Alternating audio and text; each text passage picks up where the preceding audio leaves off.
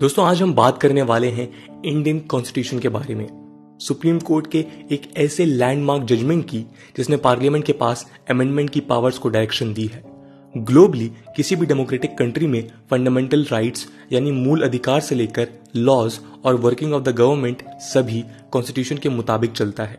Constitution के types अलग अलग हो सकते हैं, पर एक set of guiding rules and principles democracy में होते ही हैं। जुडिशरी, एग्जीक्यूटिव, ब्यूरोक्रेसी से लेकर स्टेट एंड सेंट्रल बॉडीज इसी बुक से चलते हैं। लेकिन क्या होता है जब दुनिया आगे बढ़ती है और नए चैलेंजेस इमर्ज होते हैं? क्या होता है जब किसी कॉमन सिटीजन के अधिकार खतरे में पड़ते हैं? और क्यों कॉन्स्टिट्यूशन, मोरालिटी और एथिक्स एक हेल्दी सोसाइटी में जरूरी होते हैं? इन सभी इश्यूज को मैनेज करने के लिए फाउंडिंग फादर्स ने पार्लियामेंट को कॉन्स्टिट्यूशनल अमेंडमेंट यानी संविधान को बदल सकने की शक्ति दी थी, जो आर्टिकल 368 में मेंशन्ड है।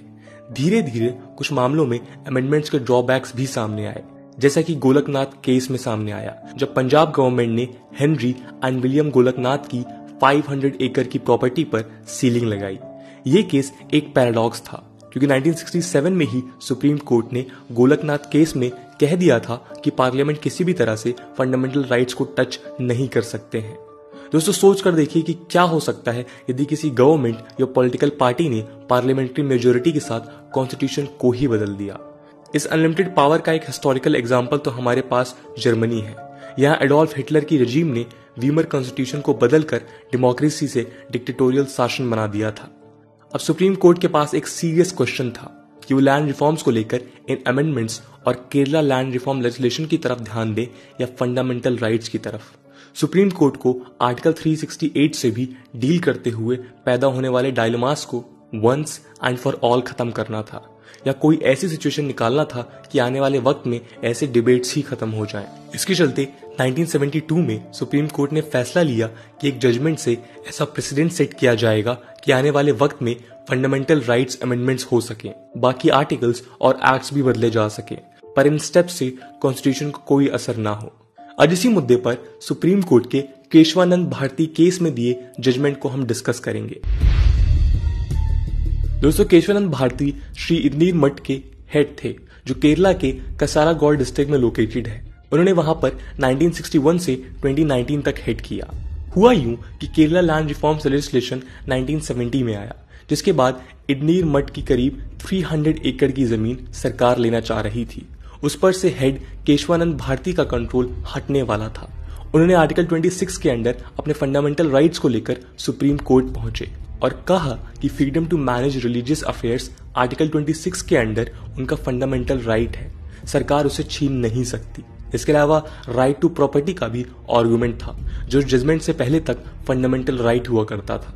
इस पिटीशन ने सुप्रीम कोर्ट के सामने डिस्प्यूट्स खत्म करने और बेंचमार्क फैसला देने की अपॉर्चुनिटी तो दी, पर इसके साथ साथ कई प्रॉब्लमेटिक बातें थी जो सामने आई।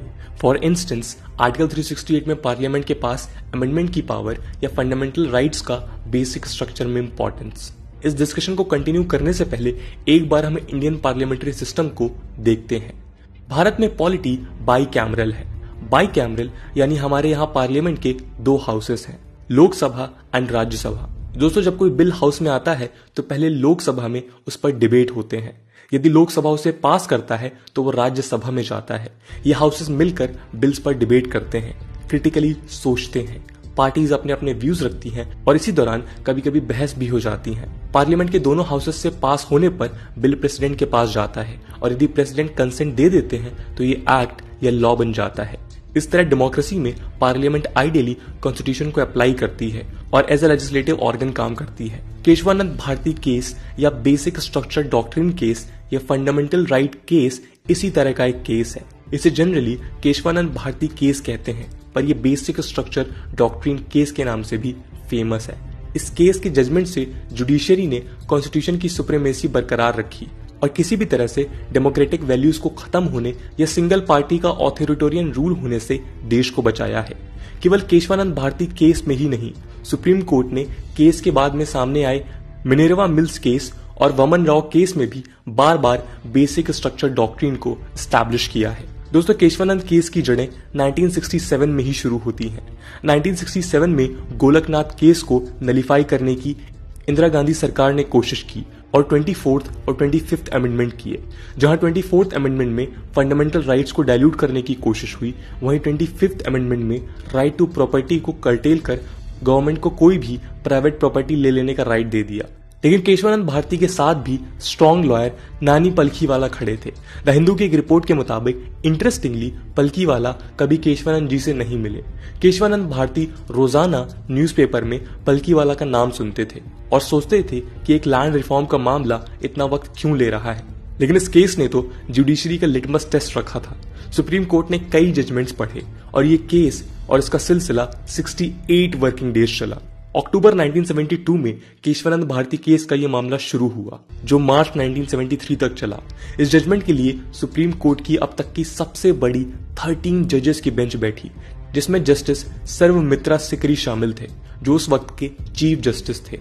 इस वर्डिक्ट में ओवरऑल 11 जजमेंट्स थे, जो अलग अलग इश्यूज पर दिए गए। दोस्तों कहा जाता है और कई रिपोर्ट्स बताती हैं कि अप्रैल 24, 1973 को आए इस वर्डिक्ट में डेमोक्रेसी वारफर थिन मेजोरिटी से जीती थी। 13 में से 7 जजेस ने कहा कि कॉन्स्टिट्यूशनल अमेंडमेंट्स कॉन्स्टिट्यूशन का बेसिक स्ट्रक्चर ऑल्टर नहीं कर सकते।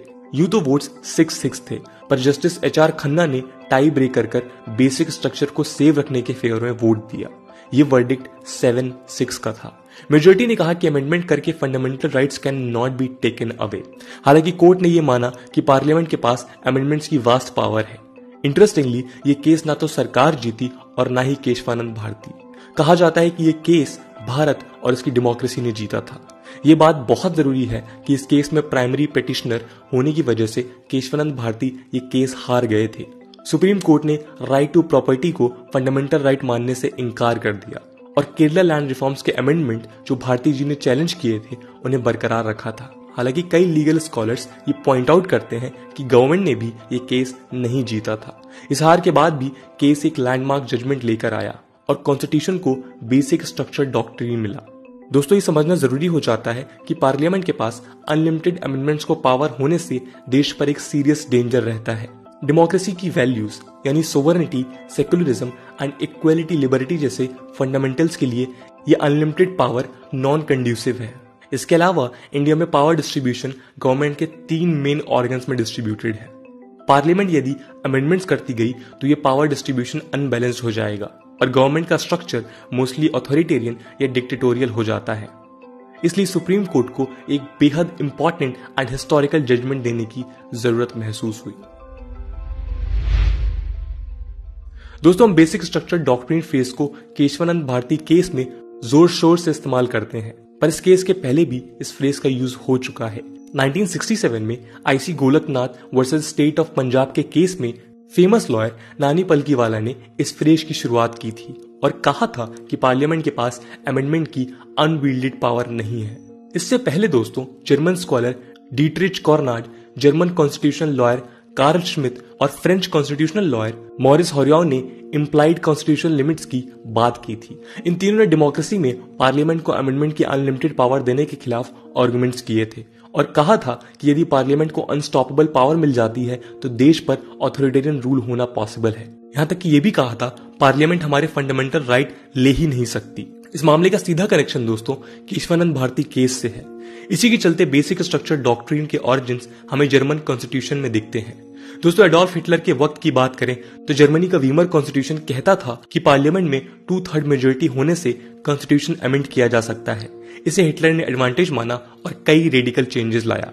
इस गलती से सीखते हुए जर्मन कॉन्स्टिट्यूशन ने पार्लियामेंट की पावर पर सब्सटेंशिव लिमिट्स लगाते हुए संविधान के कुछ हिस्सों को अमेंड करने से रोका। इन हिस्सों को कॉन्स्टिट्यूशन में बेसिक लॉ कहा गया। नाजी रेजिम के बाद इंट्रोड्यूस्ड ये चेंजेस कॉन्स्टिट्यूशन को बचाते हैं। सिमिलरली केशवानंद भारती केस में सुप्रीम कोर्ट ने संविधान के बेसिक स्ट्रक्चर को किसी भी तरह से ऑल्टर ना करने का जजमेंट दिया।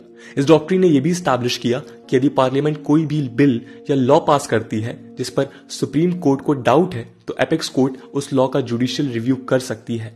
यानी सुप्रीम कोर्ट चेक कर सकती है कि लॉज कॉन्स्टिट्यूशनल वैल्यू पर खरे उतरते हैं या नहीं। सवाल यह है कि कॉन्स्टिट्यूशन का बेसिक स्ट्रक्चर है क्या। इस पर सुप्रीम कोर्ट ने कोई खास कमेंट नहीं किया है और ये एक कंटिन्यूइंग डिलिबरेशन है। इसका मतलब दोस्तों ये है कि सुप्रीम कोर्ट वक्त वक्त पर बेसिक स्ट्रक्चर क्या है ये बताते हुए चलेगी। हालांकि बेसिक तौर पर यह माना जाता है कि parliamentary democracy, fundamental rights, judicial review, secularism courts के द्वारा बेसिक स्ट्रक्चर माने जाते हैं। ये वर्डिक्ट के चलते एग्जीक्यूटिव के अगेंस्ट जुडिशरी का ये बिगेस्ट लिटमस टेस्ट था। जुडिशरी को इसकी पॉलिटिकल कीमत भी चुकानी पड़ी। इंदिरा गांधी की सरकार ने मेजोरिटी ओपिनियन ठीक से एक्सेप्ट नहीं किया और chief justice of India justice Sikri के बाद सीजीआई की लाइन में 3 जजेस जेएम सेहलात, एएन ग्रोवर और केएस हेगड़े को सुपरसीड किया। ये सुपरसीड इसलिए किया क्योंकि तीनों ही बेसिक स्ट्रक्चर डॉक्ट्रिन के फेवर में थे। गवर्नमेंट ने जस्टिस एएन रे को हु डिसेंटेड अगेंस्ट मेजोरिटी को अगला सीजीआई घोषित किया। इस केस के वर्डिक्ट ने एक नई लड़ाई शुरू कर दी कि जुडिशरी कितनी इंडिपेंडेंट है और पार्लियामेंट के पास जजेस अपॉइंट करने की कितनी ताकत है। दोस्तों, केशवनंद भारती केस केवल एक केस नहीं है। इसने इंडिपेंडेंट इंडिया में कॉन्स्टिट्यूशन के प्रैक्टिकल यूजेज में आने वाली सबसे बड़ी प्रॉब्लम को सॉल्व किया है। इस केस के कई पहलू हैं और 11 जजमेंट्स हैं, लेकिन सबसे इंपॉर्टेंट ये एस्पेक्ट है कि अब पार्लियामेंट कुछ भी हो, कॉन्स्टिट्यूशन के बेसिक स्ट्रक्चर को कोई नहीं छू सकता। इससे डेमोक्रेसी को ताकत मिलती है और गवर्नमेंट की सारी ब्रांचेस और सिटीजन्स फ्रीडम के साथ रह सकते हैं। दोस्तों, ये तो बात थी केशवनंद भारती केस की, पर इसके अलावा आपको ऐसा कौन सा केस लगता है जिसने पार्लियामेंट की पावर्स को चैलेंज किया है? कमेंट सेक्शन में जरूर बताइएगा। Will try to cover that particular case in our upcoming videos. आज की वीडियो के लिए इतना ही। आई होप आपको वीडियो पसंद आई होगी और अगर पसंद आई है तो अपने दोस्तों के साथ शेयर करना मत भूलिएगा। हम मिलते हैं अगले वीडियो में, तब तक के लिए जय हिंद, जय भारत।